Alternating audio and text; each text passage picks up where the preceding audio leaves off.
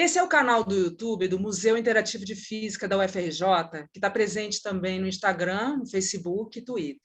Meu nome é Florência Costa, sou jornalista, e hoje eu vou entrevistar a Ana Maria Freire Endler, que é pesquisadora emérita de Física de Partículas do CBPF, Centro Brasileiro de Pesquisas Físicas. Uma das pioneiras, de física no Brasil. Ela também foi uma das primeiras, a participar no nosso país em uma colaboração internacional de física de altas energias na década de 80. Ela lançou recentemente o livro Perseverança, que é uma autobiografia. A Ana Maria também é autora do livro Introdução à Física de Partículas, do livro Somos Poeira de Estrelas, que é sobre astrofísica, público mais amplo, e também de um livro chamado Vovó Conta Como São Feitas Coisas, sobre física de partículas para crianças e adolescentes. Então, vamos começar agora a entrevista. Professora, eu queria saber primeiro como e quando surgiu o seu interesse por física, Como é que foi esse processo desde o início?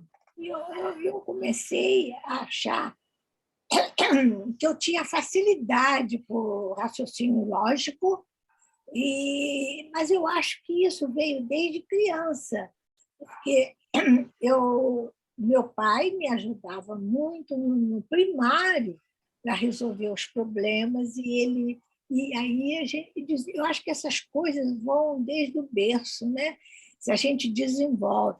Depois eu tive um irmão que fez engenharia, porque naquela época não tinha pesquisa aqui no Brasil, mas ele gostava muito de ler livros que saíam sobre física, de eletrônica e física.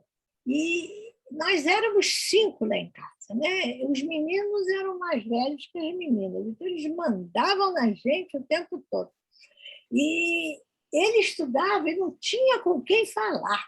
Então, ele me pegava, colocava sentada na cadeira e, com um quadro negro, ele contava tudo que ele aprendia. E eu fui escutando coisas assim. Por exemplo, eu me lembro que, ainda muito jovem, eu não devia ter nem 15 ou 16 anos, eu já sabia que a luz era uma onda eletromagnética, que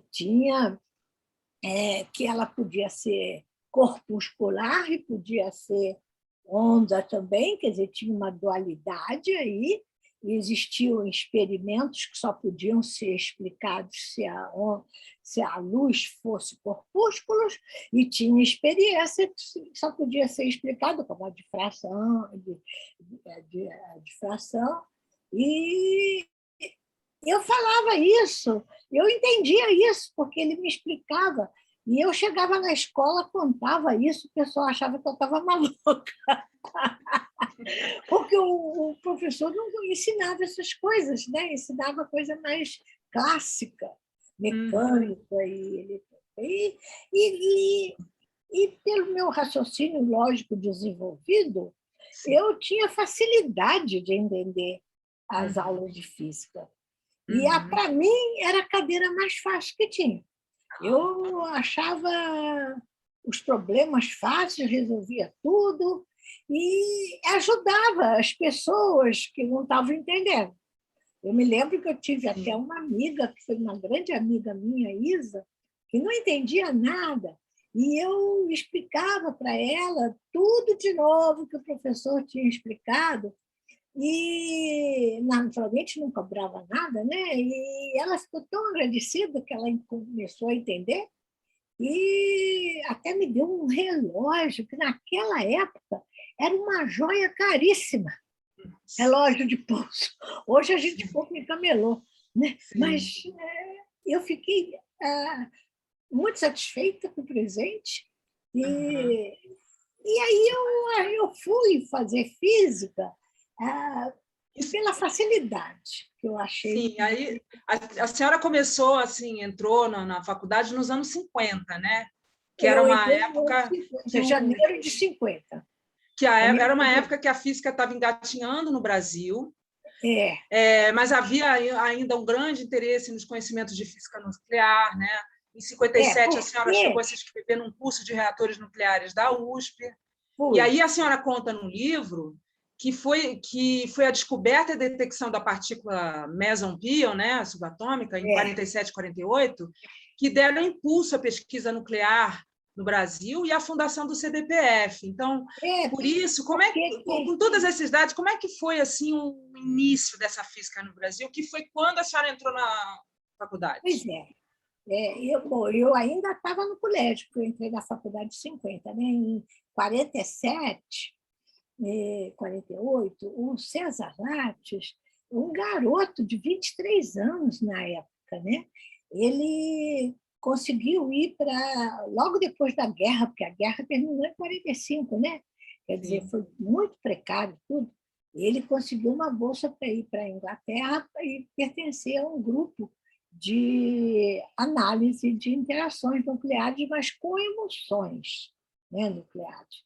E, e, nesse grupo, ele trabalhou e descobriu uma partícula importantíssima, que é a partícula meson-pi, a partícula que é responsável para a força que cola os prótons no núcleo.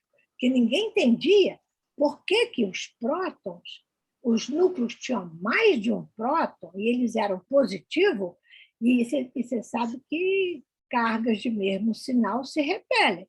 E eles ficavam todos colados lá, não é para formar um núcleo. Tinha que ter alguma coisa. E ele descobriu, foi uma descoberta fenomenal. E ele, inclusive, quis produzir meson-pi em aceleradores. Naquela época só existia um acelerador lá em Berkeley. Ele voou para lá e conseguiu produzir. Então, ele foi como um deus quando chegou aqui, né? Que tinha descoberto uma coisa importantíssima, porque o, o físico Yukawa já tinha previsto essa partícula. Dizia Sim. que os prótons só podiam estar colados através de uma troca de partículas ali. E o pessoal procurava na radiação cósmica, porque não tinha acelerador naquela época, então procurava na radiação cósmica. Mas acontece que os mesons-pis, eles têm uma vida muito pequena, então eles decaem em outros. E esses outros não têm nada a ver com o núcleo. Então, eles atravessavam o núcleo e não faziam nada. Então, tinha que pegar antes de produzir os mesons-bis. Mesons-bis são esses que não interagem com a matéria. E para observar isso, você tem que ir no topo da atmosfera, né? Porque lá é que aparecem os mesons-bis, que eles vivem pouco. E poucos chegam aqui na superfície da Terra, não dá para captar. Ou então produzir artificialmente no acelerador. E o César Lattes conseguiu isso junto com um grupo, não foi ele sozinho. Mas ele foi o que mais trabalhou, a mão de obra ali, né? Sim. E teve uma repercussão enorme no mundo todo, não foi só aqui no Brasil, não. Ele foi capa da Life, né, daquela revista americana. Ele mereceria um prêmio Nobel, não? Merecia sim um prêmio Nobel, mas teve azar, né? Porque o chefe deles, lá em Bristol, era muito importante, já estava na linha de espera para ganhar o prêmio Nobel, deram para ele.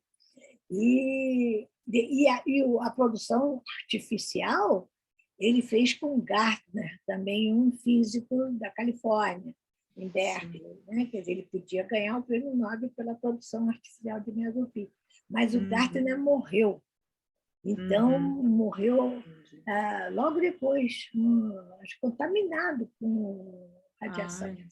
E ele então, também assim, pegou esse início, né, da física no Brasil foi também nesse período, digamos assim, né, um período assim de final da década de 40, início da década de 50. Aí foi quando a senhora entrou na universidade. Como é que era ser mulher na física naquele momento em que a própria área estava começando a se desenvolver no Brasil? Olha, tinha poucas mulheres, né? Mas eu não posso dizer que eu fui maltratada nem mal vista, não.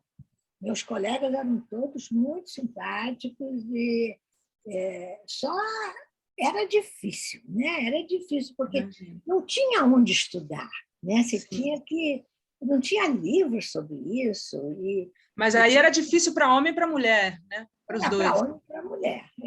Agora, na minha turma lá na faculdade era enorme, porque vestibular mesmo só 6 fizeram. 6 fizeram vestibular para física. Mas o chamariz do César Lattes aqui para o Rio, criando o Centro Brasileiro de Pesquisas Físicas, dedicado só à pesquisa, foi um chamariz de gente que estava estudando química, engenharia, quer dizer, atraía pessoas de outras áreas, né? De outras áreas. Aí eram foi importante, né? Pessoas mais velhas, né? Com mais traquejo universitário do que eu, que entrei lá, uma garota de 18 anos, né? Não tinha ideia de nada. Mas, então, as aulas eram difíceis para mim, porque eram num nível bem elevado, assuntos atualíssimos, né, do momento. E a gente não tinha livro para estudar, a gente tinha que assistir a aula mesmo e ver as notícias. Inclusive, eu ia até perguntar sobre a sua graduação, né? Porque a senhora conta no livro que chegou a assistir seminário e aulas com nomes como Richard Feynman, que foi Nobel de Física em 65. Então, eu queria perguntar, né, que professores a senhora tinha aula, que poderiam se destacar? Professores maravilhosos, né, porque estava no auge. Eu peguei o auge da física nuclear no Brasil. Que maravilha! Então, eu tinha professores do José Leite Lopes, que ele era de uma clareza impressionante. Ele explicava coisas complicadíssimas e parecia fácil, sabe? Tinha professor Tchômino, muito competente mesmo, e ótimo orientador, porque qualquer dúvida que a gente tinha, ele explicava e tratava muito bem os alunos. E professores visitantes que vinham. Todo mundo quer conhecer o Rio de Janeiro, né? Sim. Então, esses físicos estrangeiros queriam ver o Centro Brasileiro recém-criado. Nossa, é incrível, né? Tem de atração também de cérebros do exterior, né? Isso é importante. Né? Era um movimento, as salas ficavam abarrotadas de gente. Tinha gente até em pé para assistir. E isso tudo entusiasmava a pessoa que estava iniciando. Né? Quer dizer, eu estou aprendendo uma coisa importante. Né? Eu estou no caminho certo, eu quero entender isso, mas não era fácil, né? Não era fácil, porque você não tinha nem onde estudar. Você tinha que ouvir eles falar, né? E acompanhar o desenvolvimento. E naquela época, aí depois na faculdade, a senhora decidiu fazer física de partículas, né? Como é que foi essa decisão? Não, eu achava que, em comparação com meus colegas, eu estava no final da fila. Eles eram muito melhores do que eu. Mas eu gostava daquilo. Então, eu primeiro fui para o CBPF lá pedindo para ser estagiária, para ficar naquele ambiente. Né? E não ganhava nada. E passei um tempo tinha lugar lá no departamento de ensino, que preparava, com um professor que tinha recém-chegado do MIT, experiências para alunos fazerem. E eu fazia as apostilhas, os passo a passo das experiências. Fiquei lá um certo tempo, não sei se 1 ou 2 anos talvez. Cheguei até a escrever algumas apostilhas de ótica, mas eu gostava de ver. Mas quando tinha seminário, tinha coisa, eu largava tudo e ia ver, né? Ia ver Claro. fazer. Claro. E assistia aquele movimento todo dentro do CBPF, né? Depois, quando eu me formei, como eu não ganhava nada, né? Aí eu falei, eu vou dar aula em colégio, porque... Aí dei aula uns 2 anos no Colégio Sacré-Cœur de Jesus, que eu acho que nem existe mais. Tem o de Marri, mas o de Jesus acho que não tem mais, não. Mas eu tenho amigas que foram minhas alunas de lá. E no Franco Brasileiro. Cheguei a dar aula. Mas, enquanto eu estava dando aula, foi até o César Latte que precisou de gente para a pesquisa, de emoções, perguntou se eu não queria pertencer à parte científica do corpo do CBPF. Eu falei, claro que eu quero. Aí eu entrei para o CBPF como auxiliar, né? E fui fazendo minha carreira toda, à medida que eu fui aprendendo mais e mais. Eu continuei no departamento de ensino ainda 1 ano, depois que eu fui admitida, mais ou menos, mas o meu interesse era fazer pesquisa. Então, eu pedi transferência para o departamento de emoções, que era liderado pela professora Elisa Frota Pessoa. Tinha a Neuza Emoções nucleares, né? É. E a mãe da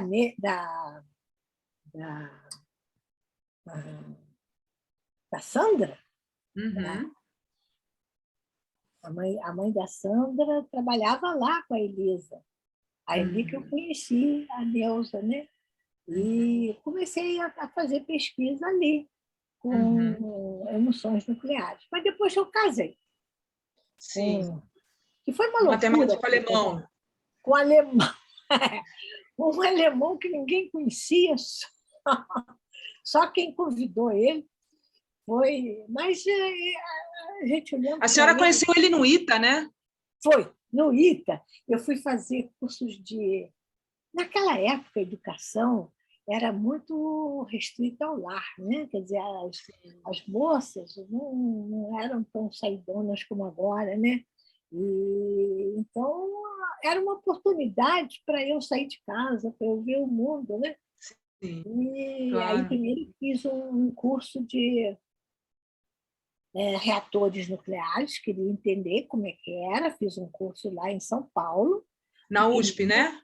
Na USP, foi. Sim. E eu gostei muito, né? Primeiro, porque eu estava livre da família, estava sozinha, me virando, e tive colegas do Brasil inteiro ali, né? E aprendi tudo de reatores, muita coisa, né? E gostei muito. Aí, no segundo ano, apareceu também um programa de como é que se chama? Extracurricular, né? Quer dizer, de extensão universitária, verão, no ITA, para físicos e matemáticos. Né? Matemáticos era separado, porque o ITA foi construído lá com alojamentos e tudo. Nas férias, muita gente ia de férias para a terra deles, né? E sobrava muito dormitório lá e casas livres. Então, a gente podia morar ali e ter as aulas ali, lá no ITA, no Instituto Técnico de Aeronáutica. E aí eu fui, junto com alguns colegas meus do CBPF. Uhum. com alguns fomos para lá. E, Entendi. por acaso, tinha também um curso separado, né, de matemática, em que o Uhum. meu marido, o Otto, ele foi convidado para dar aula nesse curso. Ele veio Sim. da Alemanha para isso. Só para Então, lembrar, o nome dele é Otto Otto, Engler. é Otto Engler, é. Sim. E eu conhecia todo mundo da matemática e da física, porque tinham Uhum. cadeiras comuns, né, na faculdade, e eram poucas pessoas. A gente conhecia Sim. todo mundo. Então, eu conheci o Lindolfo Carvalho Dias, que foi diretor do INPA durante muito tempo, mas eu conhecia até do tempo do colégio. E quando eu entrei no restaurante, que é do bandejão, né, de lá, Uhum. eu cumprimentei o Lindolfo, conversei com ele, e o Otto estava perto. Aí o Uhum. Otto pediu para o Lindolfo me apresentar. Gostou de mim, não sei. E aí começou. Mas aí tinha um problema que ele tinha que voltar para a Alemanha, né? Ele Uhum. só foi convidado para o curso, mas papai não olhou isso com bons olhos, não, porque ninguém conhecia ele, ninguém sabia nem se ele era casado lá na Alemanha, né? Ou família, nem nada, só quem convidou ele é que sabia, o Paulo Ribemar. Conhecia ele. Aí papai falou, minha filha, não, deixa ele ir embora, deixa ele ir embora. Se ele gostar de você, ele vem te apanhar. Aí eu falei isso para ele. E ele falou, impossível, impossível, porque ele perdeu tudo na guerra. Porque ele veio de uma região, na Tchecoslováquia hoje, que Sim. o Hitler tinha anexado a Alemanha. Né? Sim. E depois, quando acabou a guerra, os russos invadiram ali e expulsaram todo mundo com a roupa do corpo. Nossa. Então, ele perdeu tudo, não tinha dinheiro nem para nada. Né? Entendi. E foi difícil depois chegar na Alemanha Entendi. Ocidental, Muito né? complicado. Foi difícil. Ele estava e tinha mãe que ele tinha que cuidar, Foi irmã, um momento histórico muito complicado, né? muito complicado. Pós-guerra, na verdade, era o pós-guerra, né? Pós-guerra foi difícil. A Foi Alemanha muito foi difícil. destruída, né? Quer dizer, até Destruída, aí a se remontar, reconstrução. foi horrível. Aí ele Imagina. disse, olha, não tem condição de voltar, não tem condição de voltar, não vou juntar dinheiro para voltar, porque antigamente as passagens de Era avião muito, não era essa assim, não. brincadeira voar, não. Não era só gente muito especial que podia viajar. Né? Sim, sim. Aí eu falei, então, o jeito é você ver se consegue prorrogar sua licença aqui. Uhum. Porque ele era assistente já. Sim. Já tinha doutorado. Engraçado que ele fez doutorado antes de se formar. Você acredita? Nossa, incrível. Mas também ele fazia uma coisa que ninguém entende, álgebra. Era o Álgebra, quê? coisa complicada, mas Né? álgebra, aqueles Entendi. espaços que a gente enxerga. Eu não Uhum. entendia nada que ele fazia. Nossa. Então, Aí ele ficou aqui, né? ele Ele ficou. ficou, e aí vocês Conseguiu, no a gente final. ficou noivo, mas a gente casou no mesmo ano e foi. Em Então. dezembro a gente casou, eu conheci em janeiro, né, no verão. É. Em dezembro a gente casou e depois preparamos a viagem para lá, Foi para a Alemanha depois. para a Alemanha. Agora foi E muita coragem minha, né? eu imagino. Porque eu não sabia falar uma palavra de alemão, porque a gente não aprende na escola alemã. Claro, claro, claro. E uma língua difícil, né? Isso, eu não sabia posição. Declinações. E tem declinação, A declinação pega a gente. e tem os sexos, né? Quer dizer, eu fiquei Tem. apavorada. Até É. escrevi um livro que o Sol na Alemanha é masculino e a Lua E é a lua é feminina. feminino, né? Não, o contrário, que o Não, é o Sol é contrário. feminino e a Lua é masculino. Quer dizer, a gente tem que primeiro saber o sexo, né? para poder a declinação ser diferente. É. Olha, era muito É difícil. muito difícil, Eu imagino. tinha uma amiga, essa amiga Isa, né, que eu Aham. física, e eu era muito minha amiga, falava comigo todo dia no telefone. E ela falou: Ana, não faça isso, não vai dar certo, não vai dar certo. Ele, isso só se faz quando uma pessoa fez muita besteira na vida e quer mudar de vida, quer mudar de ambiente, quer nascer outra. Você não precisa Aham. disso.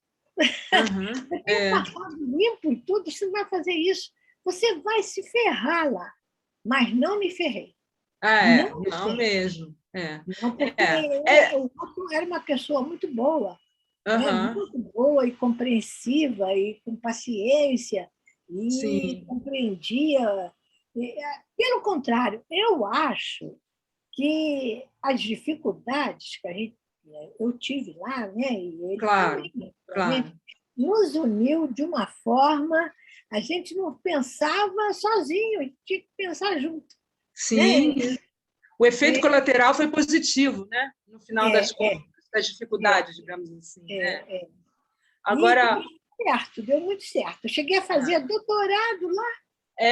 até vou perguntar sobre isso mais adiante, mas eu queria É, fazer uma observação do que eu li do seu livro Perseverança, que eu achei muito interessante, que a senhora coloca muito amor, assim, as suas observações são amorosas em relação à física. Eu vou explicar, assim, que a senhora se refere à beleza das imagens é, obtidas, né, das trajetórias das partículas, e que para quem é de fora da física, né, como a gente, a física pode parecer algo muito seco, né?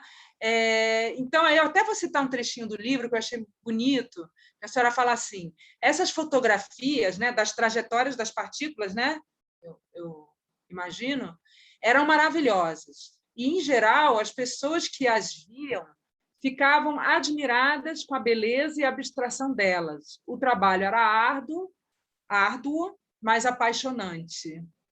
Então, eu queria que a senhora descrevesse esse aspecto da beleza é, é do porque trabalho.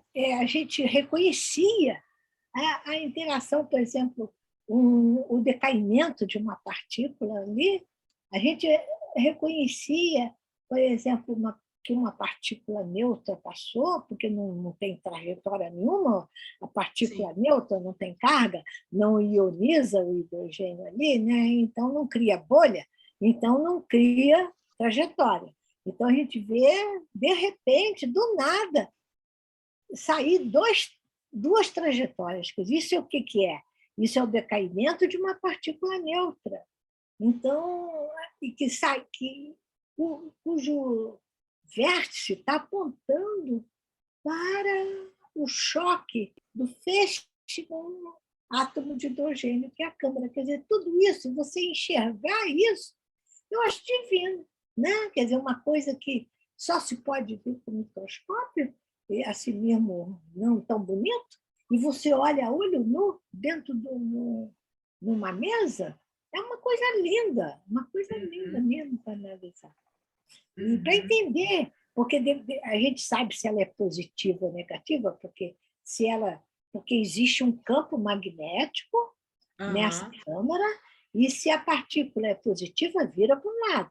E se vai negativa, vira para o outro. Então, a gente já sabe qual é a uhum, carga dela, se é positiva, se é sim, negativa. E, através da curvatura, a gente pode deduzir qual é a massa da partícula e a certo. velocidade dela. Quer dizer, tudo muito bonito mesmo. Uhum, Eu acho que é o DT. Porque hoje em dia se trabalha com curvas eletrônicas que a gente não enxerga. Né? Quer dizer, sei, a gente sabe que aquilo representa uma partícula, tudo da curva, mas você não vê ela passando. entendi. E a câmara de bolha é muito Eu ia perguntar, a distintiva. câmara de bolha, a senhora falou que é o detector mais fascinante da história da Mas física de partículas. é, é. Não apareceu até hoje nenhum melhor. Só que o trabalho é insano. Porque você imagina, você tira fotos no espaço, né? E você tem a foto em duas dimensões. Mas você tem que transportar isso no evento real em 3 dimensões. Então, é uma reconstituição no espaço que não é fácil, né? Mas não era a gente que fazia isso, não. Sabe? Lá no CERN, tinha uma equipe de umas... Eu conhecia uns 20 ou 30 programadores que arrumavam esses programas, porque o trabalho era de colaboração, todo mundo tinha que usar o mesmo programa, senão cada um fazia de um jeito, né, e não podia nem encaixar os dados. A gente juntava todos os dados, a gente ganhava um certo número de rolos de filmes para analisar, e depois a análise a gente mandava, passava no computador, reconstruía no espaço e fazia dinâmica, quer dizer, fazia as hipóteses e qual era a mais provável. Tudo isso a gente fazia no CBDF, no nosso computador de lá. Mas os programas não eram escritos pela gente, não. Eram escritos pela equipe lá do CERN, mas eram muito bem feitas. Sim. Você sabe, para você... Isso acho que eu não expliquei no livro, não, porque achei que ia ser complicado. Tem o programa que era o fundamental, né? Quando você chegava, o programa, naturalmente, tem que se adaptar ao computador que você vai usar, né? Para poder rodar. Sim. Mas eles criaram um outro programa que você fazia as suas alterações separado, você não mexia no programa fundamental, não. Sim. E esse programa chamava-se PET. PET é Patchwork. Né? Você lembra de Patchwork? Que é fazer colcha de retalho? Sim, sim, lembro, sim, com certeza. Então, o programa chamava Patchwork. Patchwork, né? Quer dizer, a gente remendava o programa, né? Quer dizer, então, esse programa PET fazia isso. Você indicava aonde você queria que trocasse e o que você queria que trocasse. Aí ele ia, o programa mesmo, ia lá e trocava para você. Sabe? Quer dizer, na sua versão, funcionava as suas emendas. Mas Sim. O programa era tudo muito bem feito. Aquele departamento de informática lá no CERN era de tirar o chapéu. Esse www que a gente usa nasceu Sim. lá. Nasceu lá porque era uma colaboração de vários países e a gente tinha que ter contato sempre. E só para lembrar, para quem não está na cabeça, o CERN é o Centro Europeu de Energia Nuclear, né? De Pesquisas Nucleares. Research, né? Pesquisa nuclear. E que fica na Suíça e que tem o LHC, que é o maior acelerador de partículas do mundo, né? É só para lembrar para quem não está... Ele fica na divisa da França com a Suíça. Com a Suíça, exatamente. Tem um acelerador lá e tem... imenso acelerador. E eu até queria perguntar como é que foi o seu doutoramento na Alemanha, como é que foi, qual foi a sua tese, o processo, e se o seu orientador foi mesmo um Nobel de Física? Foi. Mas vou te contar como foi. Eu saí daqui, eu estava trabalhando com raios cósmicos, porque aqui não tinha acelerador, né? E eu estava numa colaboração Brasil-Japão, não sei se você já ouviu falar. Já. Laboratório na Bolívia? Isso, que expunha chapas na montanha. Isso, eu trabalhava... Chacaltaya, o laboratório de Chacaltaya, 5.000 metros de altitude. 5.000 metros, isso mesmo, mais de 5.000. Então, a gente expunha chapas lá e analisava, né? Ia com japoneses. E numa câmara escura lá, que a gente estava revelando as chapas, né? Porque tinha raio-x e tinha a emulsão. Eu conversei com um japonês e perguntei, não tem um assunto interessante que eu podia fazer uma tese? Aí ele falou, olha, tem sim, porque a gente estudava esses chuveiros que chegavam, de partículas que chegavam nas emoções, e a gente queria saber como é que as partículas eram criadas na interação primária lá na atmosfera. Sim, Primeira vez, né? certo. Produzia muitos métodos. E existia uma hipótese de que havia uma bola de fogo, né? Quer dizer, duas bolas de fogo, como se fosse bola de fogo, um aglomerado de partículas. Quer dizer, quando você dava muita energia, cria uma bola de fogo que se afastavam e elas decaíam em mesons e ia espalhando pela atmosfera, né? Caminhando pela atmosfera. Aí a gente, analisando o que chegava no topo da montanha, a gente podia analisar aonde aconteceu a interação e analisar como foi a formação dessas partículas lá na hora do choque. E meu trabalho era análise dessa. Eu tinha feito aqui, no Rio, mas não existia no Brasil o doutorado naquela época. Sim. Eu estava começando. E eu tentei fazer aqui, que era mais fácil para mim, né? Mas o pessoal ainda estava fazendo as regras e tinha cursos para fazer aí, estava estabelecendo os cursos, fazendo o pós-doutorado, Sim. o doutorado, né? Como seria a obtenção de um doutorado no Brasil. Então, Certo. meu marido estava, ele, como eu te disse, ele era assistente, acabou a licença dele e teve que voltar. Aí eu tive que voltar para a Alemanha, mas de lá eu ainda tinha esperança de fazer aqui. Eu então Sim. queria voltar aqui e fazer, né? Mas não consegui nada, porque ninguém respondia. Brasileiro também não responde carta, né? É uma coisa horrível. Porque eles não sabem o que responder, não querem se. E eu fiquei lá, falei, sabe, Duma, vou fazer aqui mesmo.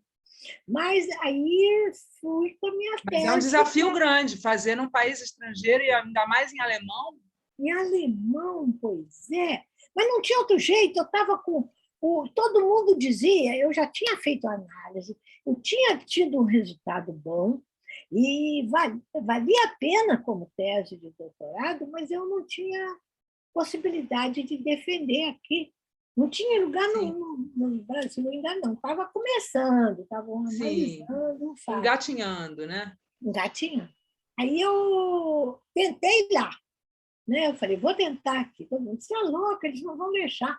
Uma mulher vindo lá do Brasil com uma tese debaixo do braço. Mas esse professor Paulo, que era o diretor do Instituto e que ganhou o prêmio Nobel, ele era muito simpático para mim. Como era o nome dele, professor? Professor Wolfgang Paulo. Tá. E ganhou o prêmio Ganhou em Nobel 89. em 89. É. Ele era muito simpático comigo. Porque tem gente que acha que gente do hemisfério sul é inferior, né? Mas ele não. Ele era dessas pessoas que analisava e via. Eu já estava trabalhando no Instituto durante anos, né? E ele já tinha visto o meu trabalho, gostou e tudo. Eu trabalhava lá em Câmara de Bolha. Lá Sim, eu trabalhava em Câmara de Bolha, mas eu queria defender a tese com a minha tese de raios cósmicos aqui, que já estava pronta.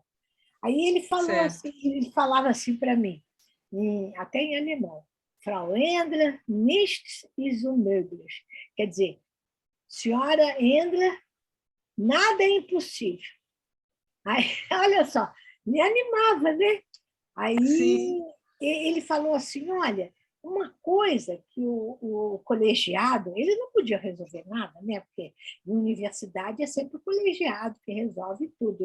sim. Uma coisa boa é você procurar alguém que entenda bem de raios cósmicos aqui na Alemanha e mostrar sua tese e discutir com ele conforme for o parecer desse professor, eles vão amolecer, eles vão, se tiver boa mesmo, e tudo, porque é um alemão, né? Eu, Uhum. vindo daqui, da América do Sul, que o pessoal achava que só tinha cobra e Macaco, cobra. taco, cobra, né? Estava difícil. Aí eu procurei um professor lá em Munique, e o professor Pinkel, que trabalhou justamente com umas câmaras parecidas com os dos japoneses. E eu fui lá, ele me atendeu, leu a tese, deu um parecer, que eu não soube qual foi o parecer, porque ele mandou direto para o Instituto. Deve ter sido bom, porque o professor Paulo me chamou e falou: olha, o parecer foi bom, e agora eu vou levar para o colegiado e vamos ver o que eles vão resolver. E lá no colegiado, eles ficaram desconfiados. Mas será que a física, tem física lá, eles estão aprendendo física, não sei o quê? Não é melhor ela fazer um exame de diploma de física aqui? Falei, ai, minha Uhum. nossa senhora, eu tenho que estudar aqui tudo de novo. Aí Nossa. eles resolveram que aceitariam a minha tese com o parecer positivo de um expert, né? Mas que eu teria que fazer um exame de física para se equivaler ao exame ao físico de lá. Né? Sim. Aí eu tive que fazer 4 exames Nossa. orais: física superior, física, física superior, né? Física experimental, física teórica, física aplicada, que era reator, eu sabia, e matemática. Sim. Matemática também, variáveis complexas, essas coisas. Uhum. Eu estudei e eles falaram: você pode fazer esse exame na época que você quiser, mas os 4 exames têm que ser feitos dentro de 2 semanas. Sim. Aí eu fiz. Estudei, porque tem que recordar tudo que você estudou na faculdade, né? A gente Sim. esquece muita coisa. Equações diferenciais e números Claro. complexos. Aí eu me lembro, tem uma piada, eu me lembro que, até não contei no livro, não, mas eu me lembro que estudei matemática, né? Tinha matemática. E eu estudava matemática, quando eu tinha alguma dúvida, eu perguntava ao meu marido. Né? E eu estudei um livrinho inteiro de variáveis complexas, e chegou lá, no final do livro, tinha um tal de um teorema que eu nem enxergava, era assim, uns planos curvos, sabe? O nome em alemão era Riemannsche, Riemannsche, Riemannsche, até já esqueci, Einsatz. Aí eu falei assim: ó, isso está muito complicado, eu não estou nem enxergando como é que está essa superfície aqui, nesse espaço complexo. Aí ele falou: mas não é possível que eles vão pedir isso para você, porque para físico, isso já é coisa muito avançada. Eu já soube isso, já esqueci. Ele falou isso. Sim. Aí, quando eu fui fazer exame, não é que o homem me pede esse teorema? Aí eu saí com essa, assim. Olha, eu tinha respondido tudo certo, das variáveis complexas e tudo. Eu tinha feito muitas respostas positivas. Mas essa, eu falei: minha nossa senhora, justamente isso que o Otto disse que não ia cair, que era difícil demais. Aí eu falei assim: olha, eu não sei isso não, mas o meu marido, que é assistente aqui de matemática, também não sabe. Nossa. Então, já imagina. Ele viu, falou assim: mas eu não estou examinando seu marido. É. Aham. Quer dizer, ele viu que estava alto demais para perguntar para mim. Né? Sim. E passei. Ai, que Ele maravilha. passei nos exames. E quando eu passei, aí eu ganhei o título de física da Alemanha, né? Física, que Doutora. chama. Doutora, né? Doutora de. Não, doutora não, era só Ah, física. Ah, tá, nesse E primeiro tinha que passo. defender a tese Tá. ainda, né? Aí eu ganhei, aí as portas se abriram, sabe? Quer Sim, dizer, eles repararam que eu passei nos exames que os alemães lá todos se submetem, certo. aí foi mais ou menos, Abriu-se a porta para o seu doutorado, então. abriu a porta para o doutorado. Aí eles Entendi, perceberam e aceitaram tudo. E a entendi. colação de grau lá é muito bonita, sabe? Porque tem muita gente que faz doutorado, né? Então, eles ajuntam todos os doutorados da universidade. A universidade é antiquérrima, é de Foi a 1300. Universidade Bonn? Foi fundada pelos aqueles Kaisers, né? Aquela gente lá de 1300 e Sim, 1400, né? século É, XIV, por aí. é, acho que no livro eu digo certinho quanto é. Tá. E eles, a sessão, eles contratam uma orquestra de câmara para Nossa, que cantar. lindo, hein? Olha que lindo, né? Eu Lindo, nunca vi uma orquestra de maravilhoso. câmara cantar tocar para mim, né? Então, Que lindo. é muito bonito. E aí a gente ganha o canudinho, é muito bonito. Aí eu fiz o Imagino. doutorado lá. Aham. E com o doutorado, Ah, eles dão uma importância a esse título que é impressionante. Se você uhum. é doutor, olha, Ah, você é uma classe superior. Você acredita aham. que os Uhum. alemães, né? Eu não, porque eu sou brasileira e eu não virei alemã e Uhum. o passaporte é brasileiro. Mas os alemães que tiram passaporte alemão,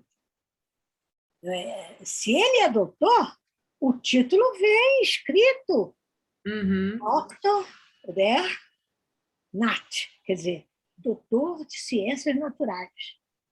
Na Sim. frente do nome do passaporte, vê se No pode. passaporte, né? Nossa. É, eles Uhum. consideram um doutor uma coisa, mas é tradição, né? Porque Aham.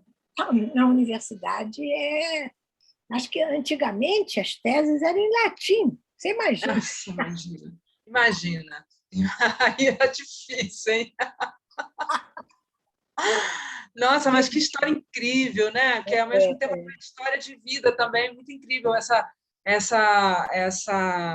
parte entre a Alemanha e o Brasil, né? Também. E a sua É, vida profissional ficou, né? Dividida entre ficou. Alemanha e Brasil. Porque meu marido tinha emprego lá e eu emprego aqui, né? Exato. Aí Mas fica essa. eu aproveitava toda vez que eu ia lá, eu trazia informação para aqui, né? E Sim. analisava as coisas que Uhum. não tinham sido analisadas lá, e até Sim. que eu consegui montar um grupo independente, né? Quer dizer, pertencer a uma colaboração internacional, que é o ideal. No CBPF, a senhora conseguiu fazer um grupo de colaboração com o CERN, foi isso? Isso, quer dizer, foi a primeira vez que um grupo brasileiro executou uma experiência no CERN, né? Quer dizer, Ah, porque você pode trabalhar com alguém do CERN, mas não fazer a experiência, né? Você pode certo. fazer um trabalhinho com alguém lá e sai seu Aham, nome, mas você fazer uma experiência no CERN, você pertencer a um laboratório, levar o nome do seu laboratório sim. como participante de uma experiência no CERN, eu fui a primeira. Nossa, que Hoje, interessante. hoje em dia tem muito, né? É. Muita, Mas muita essa experiência do CERN, ela era relacionada às câmaras de bolha ou já eram a câmara de detectores bolha. eletrônicos Não, acoplados aos não. supercomputadores? Não, era. Pois é, tem esse problema. Primeiro, eu consegui entrar numa colaboração. Eu precisava das máquinas para poder Sim, medir as curvaturas, medir a ionização das partículas, nessas máquinas. certo. Mas já estava no final da era da câmara de bolha, o pessoal já estava olhando para detetores mais rápidos e mais inteligentes, né? Sem menos trabalho. Sim. Porque era muito caro para os laboratórios lá europeus, porque tinha que empregar muita gente. Você tem que ver, você tem que anotar que você viu uma interação onde saiu tantas partículas. Você tinha que, quer dizer, e tinha que empregar a gente. E empregar a gente lá é muito caro, porque tem os direitos trabalhistas Claro. e o emprego, né? Então, eles começaram a fazer detetores usando chips, né? E usando coisas eletrônicas que você pode analisar sem precisar muito da participação humana. Sim. Né? Mas aí eu soube que alguns laboratórios da Europa já estavam mudando para esse estágio de detecção sem ser câmara de bolha. A câmara de bolha reinou de 80 até... Peraí, deixa eu ver. Peraí. De 50, quando eu cheguei lá na... 60. De 60 a 80. Aí, 80 já estavam pensando em outras coisas. Aí eu pesquisei aonde tinha laboratório que já estava fazendo essa mudança. Então, fazendo essa mudança, as máquinas eram um trambolho, né? Que ninguém ia usar.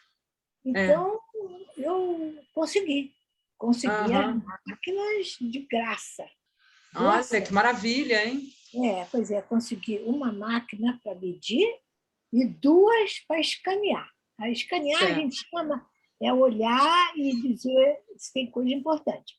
E a outra é olhar aquela fotografia, quer dizer, você roda, encontra aquela fotografia e mede direitinho, né? E as medidas são todas armazenadas num computadorzinho PDP, que até o FRJ me emprestou. Sim. Sabe, eu fui na UFRJ e me emprestaram. Mas tinha que pôr isso tudo para funcionar e tinha que trazer as máquinas para cá. Certo.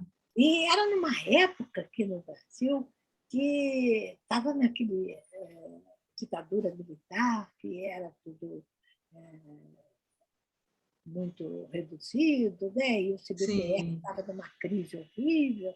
E eu consegui as máquinas, aí eu tenho que conseguir o transporte também, porque o CBPF não vai ganhar. Aí eu fui no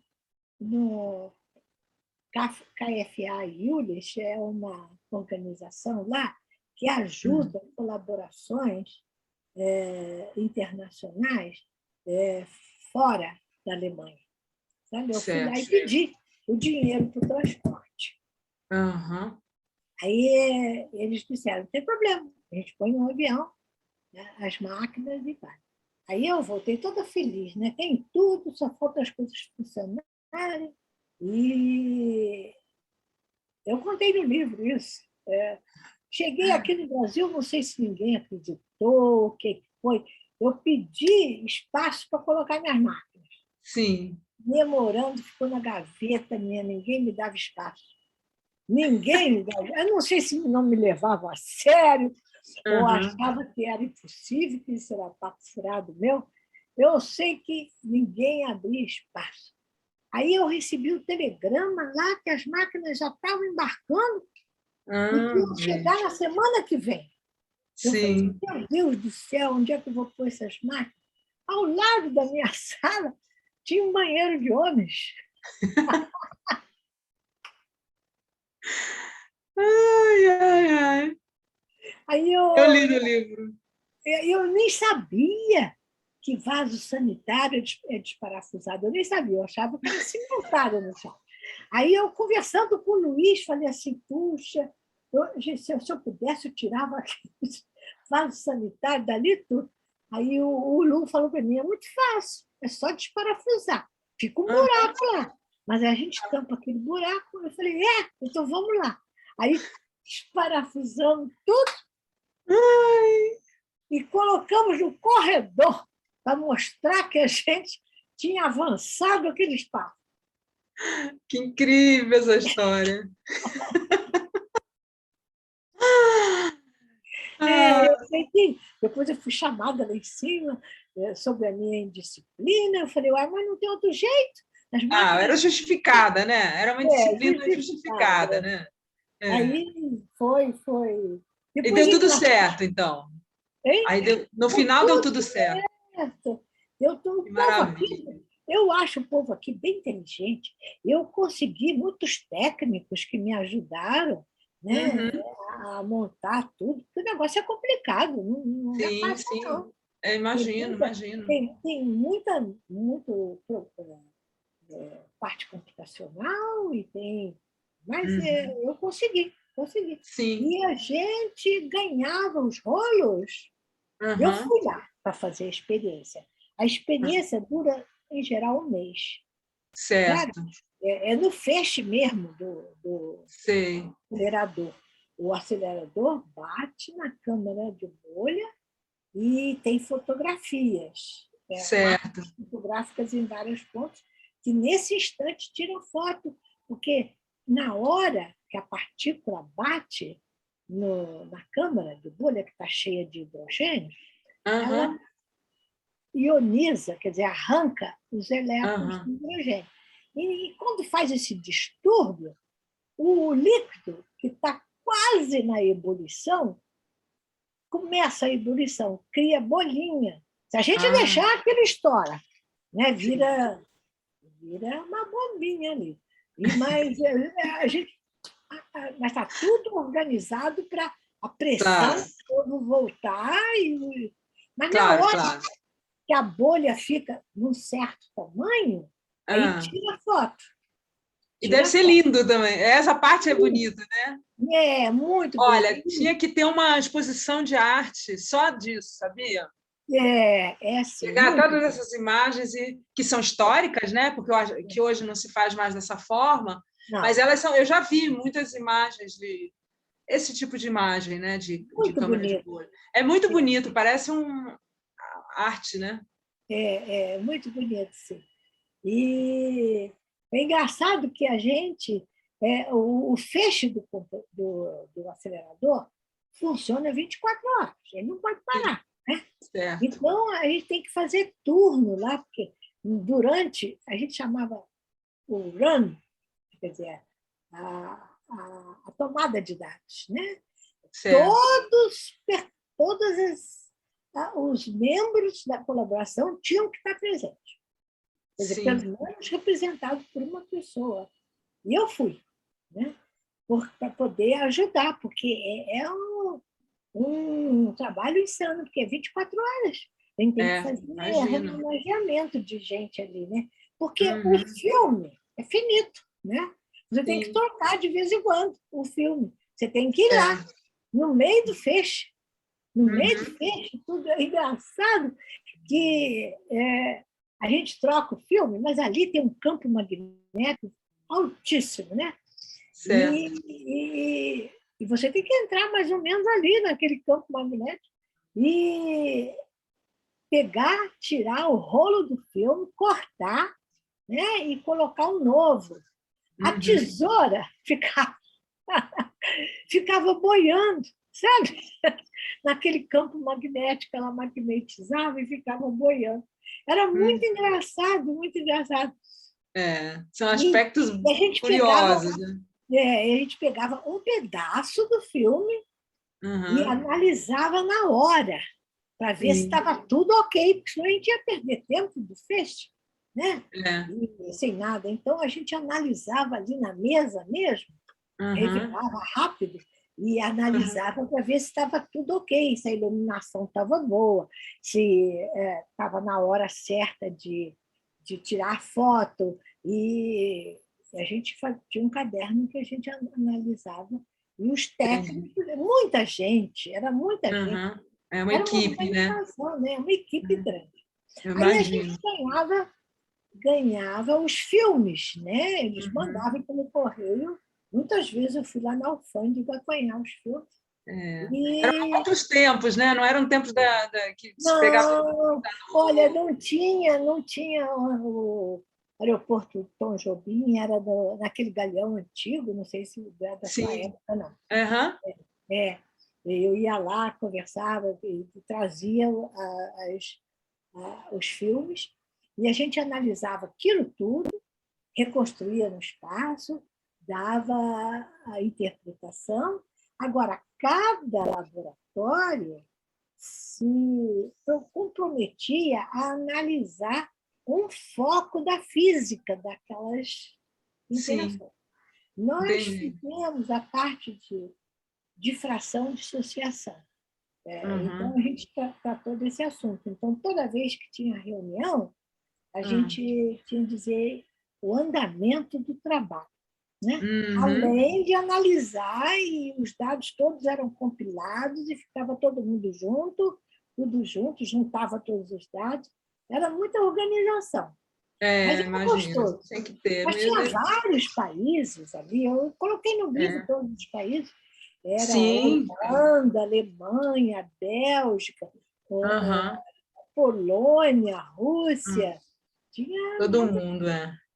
A senhora teve 93 trabalhos publicados, né? Tem algum Foi. que gostaria de destacar, assim, que seria importante citar? Em Não, especial? eu gosto desse que eu fiz da colaboração, né? Da Ah, tá. difusão de associação. Está lá. Certo. Eu não sei bem Aham. o que é, Ele mas foi está lá. publicado em revista Foi, internacional, né? foi com o nome de todos da colaboração. Por isso que a Sim. gente tem muito trabalho, né? É. Porque junta o nome de todo mundo ajudou.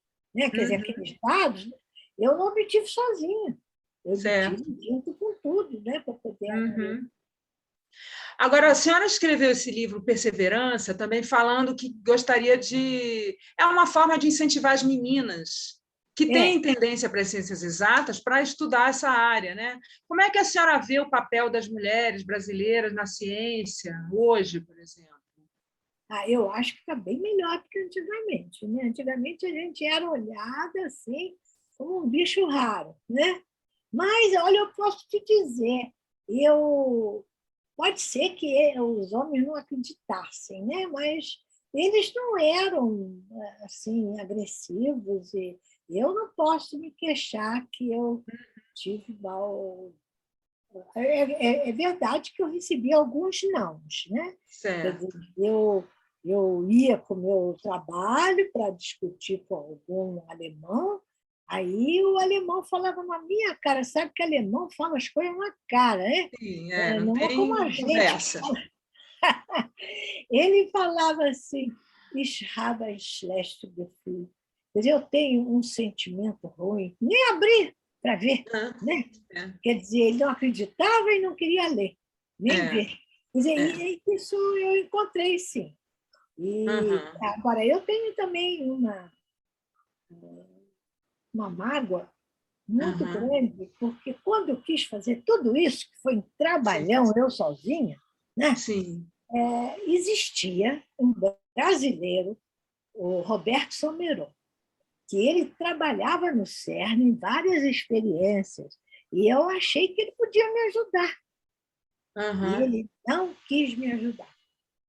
Eu não Ah, sei qual a razão, se foi sim. vaidade dele ou se ele não acredita em mulher, não sei o que foi. Uhum. Eu fiquei muito magoada, né? Porque era o tipo da Uhum. pessoa, facilitava a minha vida. Né? Sim. Eu queria trabalhar só, mas Uhum. ele não quis me receber. Ele estava em Uhum. Paris e eu cheguei a telefonar para ele e dizer que eu estava com vontade de criar um grupo de quebra de bolha aqui. E ele, que trabalha nesse ramo, lá no CERN, Uhum. conhece tanta gente, se ele podia me ajudar. Uhum. Aí ele disse que não acreditava que eu não fosse. Eu estou Que pena, magoada né? mesmo. Né? É. Achei que não custava nada, mas, enfim, não quis. Não sei, não vi a razão. Não vi a razão. Ele não falou. Ele nem me Mas no conhecia. geral, mas no geral não era assim. No geral, a recepção. Não, os alemães foram muito amigos meus. Porque Hum, também eu convidava eles para virem para o Rio. Né? Eles ficavam claro, eles vinham, encantados com imagino. encantados com a beleza do Rio de Janeiro, Sim, e a praia e tudo. Quer dizer, eles ficaram meus amigos. E sim, eu tive muita ajuda alemã, muita sim, ajuda mesmo, porque entendi. eles me conheciam diferente, né? Agora, Claro. diferente do brasileiro, não ganhei muita ajuda, não. Uhum. Primeiro, esse Salmeron, que não quis me ajudar, e depois o espaço para as máquinas. Acho que eles não acreditavam na moderna ciência, eu não sei. Eu não Uhum. sei. Foi difícil, foi difícil. Imagino, deve Mas, ter sido. mas deu certo. Mas Deu certo. foi, mas deu tudo certo, né? Pois é, por isso que eu digo, a gente não pode desanimar, né? Não Claro, consegue aqui, vai para lá e eu acho que lógico. Mas hoje em dia é outra coisa, né? As mulheres da hoje ciência em já dia as estão. mulheres têm outra, os homens têm outra visão das mulheres na ciência. Sim, Mas no meu tempo não sim, tinha, não, era sim. só homem mesmo, né? É, Pouquíssimo, é, pouquíssimo. entendi. E É. como é que a senhora vê a situação da ciência, para terminar, né? É. Como é que a senhora vê a situação da ciência no Brasil hoje? Olha, eu estou Assim, em termos de preocupada com essa incentivo? falta de verba, né? Que o governo está tirando da ciência. Sim, É é. impressionante. Uhum. Teve um tempo aí que a CAPES tinha dinheiro para a Bolsa, que o CNPq tinha dinheiro, mas tá tudo reduzidíssimo. O pessoal não está dando muito valor à ciência. Né? Eu acho acho que a ciência é tudo. Quer dizer, É. olha aí a vacina, se não Uhum. fosse a ciência, Muito importante, né, para a formação do país. importante. A pessoa tem que aplicar na ciência, que senão Claro. você não vai para frente, não vai para frente. O país precisa disso, né? Qualquer país precisa. Que Eu tem estou ambições, preocupada né? De, se, é, se vai voltar de exatamente. novo o É, reconhecimento da ciência, veremos, né? é Veremos. importante na educação das pessoas. É isso. Sim. Ah, mas olha, foi um prazer muito grande entrevistá-lo. Eu adorei o seu livro. Realmente eu aconselho a todo mundo que tem algum tipo de interesse a ler, porque é uma história pessoal e uma história profissional É, muito eu interessante. quis pessoal, porque eu já tenho 90 anos, né? Então, eu vivi em Copacabana completamente diferente do que é Eu- hoje. exato. Muita gente nem sabe que Copacabana era só de casas, né? É, Que ficava na rua. E isso é. meus netos não sabem, né? Exatamente. Era um Eu, outro mundo, né? Muito eu, interessante. Mas é, então eu agradeço muito a sua entrevista, foi excelente. Espero que as obrigada. pessoas leiam o Eu que livro. agradeço também você e a Miriam Aham, também. tá bom. Muito Então, obrigada, tá. então. Obrigada a vocês.